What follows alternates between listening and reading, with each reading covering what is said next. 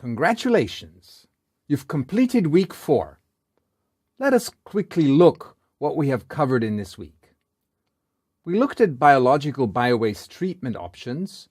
We looked at vermicomposting and processing with black soldier flies. We looked at thermochemical conversion of organic waste.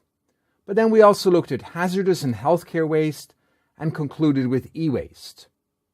In vermicomposting, we looked at the worm cycle as a start, here shown in this picture, Eisenia foetida.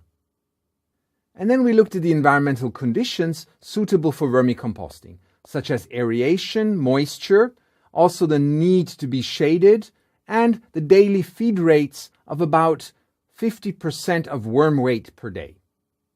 We also looked at case studies and looked how this technology is constructed, such as the example here from the Philippines.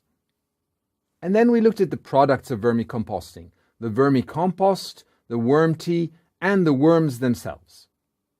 Then we looked at another approach of biowaste processing using black soldier fly larvae. First, we looked again at the life cycle of the insect, then on how to manage the colony and how to operate the treatment process. And then we looked at the BSF products, the residue, which is similar to vermicompost, and the larvae, which have a high protein content of 40% and fat content of 30%, and are a high-value product, especially for animal feed. In the module on healthcare waste management, we started off by looking at the waste amounts.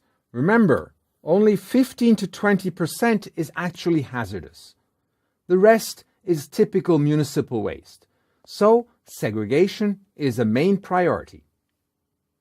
And then we looked at how to enhance this source segregation by color coding and the provision of containers, for instance, for sharps.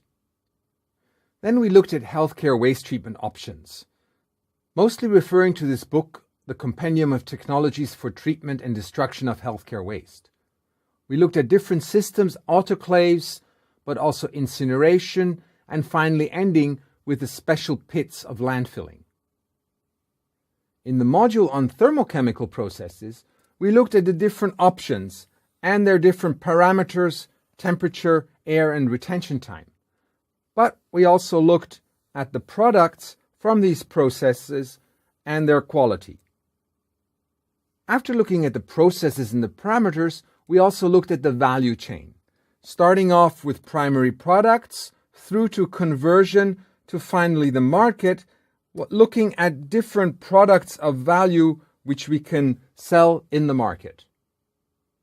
And then the module on e-waste, where we looked at the relevance of e-waste on a global scale, but also the risks of e-waste recycling and how this can be improved.